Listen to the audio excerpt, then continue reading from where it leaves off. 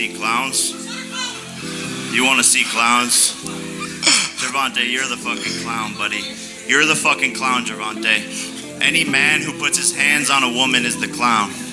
The boxing world just lost one of its biggest fights of the year.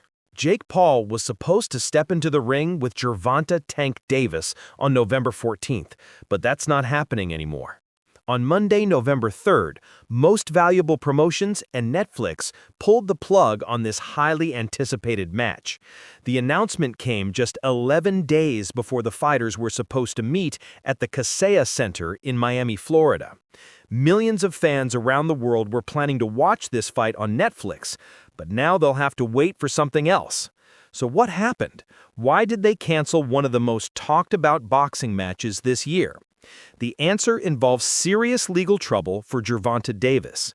In late October, a woman named Courtney Russell filed a lawsuit against Gervonta Davis in Miami-Dade County. She's his ex-girlfriend, and the accusations she made are very serious. The lawsuit accuses Davis of battery, aggravated battery, false imprisonment, kidnapping, and intentional infliction of emotional distress. Baltimore boxing champion Gervonta "Tank" Davis faces new abuse claims from a woman who claims to be his ex-girlfriend. This is according to our media partner, the Baltimore Banner. Courtney Russell says she dated Davis for 5 months and recently filed a civil lawsuit accusing him of aggravated battery, false imprisonment, and other offenses. According to the lawsuit, Davis attacked Russell at her workplace on October 27th. She works as a VIP cocktail hostess at Tootsie's Cabaret Miami, a strip club in Miami Gardens. The two had been in a relationship for 5 months before this incident happened. But that's not all. Russell claims there were at least 4 other times when Davis physically assaulted and choked her. She says she's now suffering from PTSD because of these incidents. The situation got even more serious when a judge granted Russell a temporary restraining order against Davis. Her lawyers, including attorney Jeff Chukwuma, moved quickly. They subpoenaed surveillance footage from the strip club.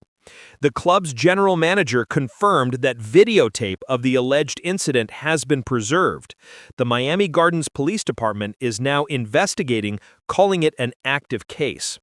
When reporters contacted Davis by phone to ask about the fight, he wasn't interested in talking. He simply said, "You don't contact me," and hung up.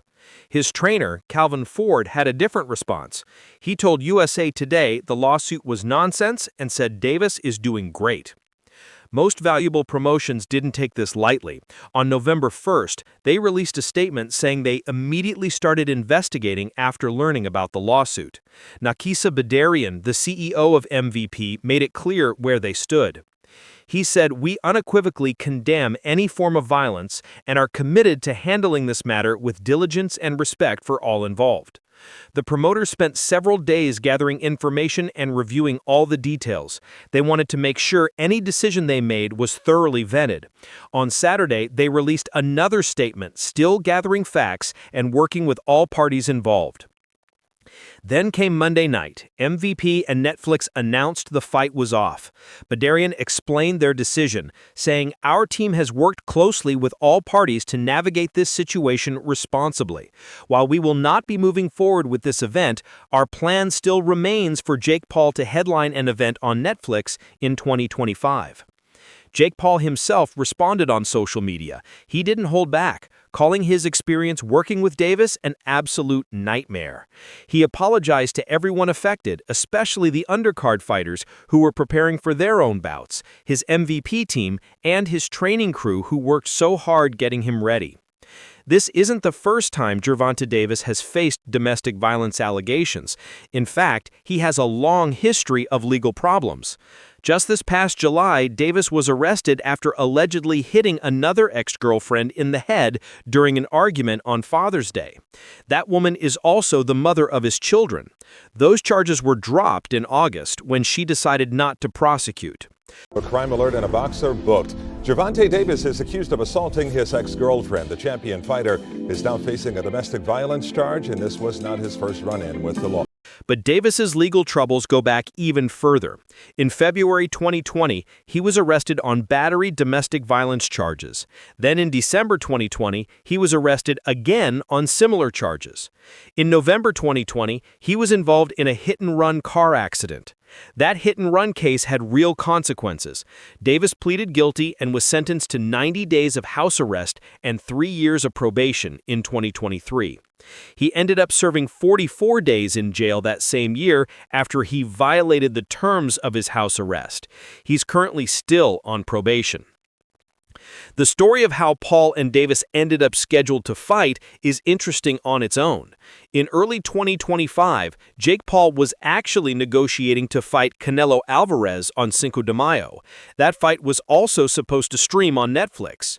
But Canelo signed a 4-fight deal with Saudi Arabia's Riyadh season instead, leaving Paul without an opponent.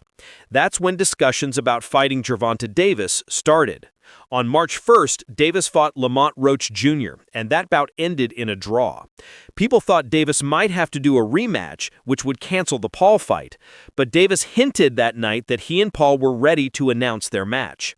On August 20th, the Turkish Netflix account accidentally leaked that the fight was happening on November 15th. Later that day, the official announcement came out, confirming the date as November 14th, since the fight was in the United States. The venue changed too. Originally, the fight was supposed to happen at State Farm Arena in Atlanta, Georgia. But on September 17th, both fighters withdrew their permit requests in Atlanta, and the event moved to Miami. Rick Thompson, the chairman of the Athletic and Entertainment Commission, wasn't shy about his opinion. He called the bout the dumbest thing he'd ever heard and said it was just a money grab. The launch press conference on September 22nd was awkward from the start. Brian Custer hosted the event and struggled to create any real excitement. Davis showed up on time, which was unusual for him, but he seemed completely uninterested. He missed important details about the fight and looked like he didn't want to be there. Jake Paul made a comment about Davis's reading abilities, bringing up past challenges Davis had faced. That made things uncomfortable. Davis said he wasn't the face of boxing, while Paul argued that his performance numbers proved otherwise. The back and forth between them had no energy.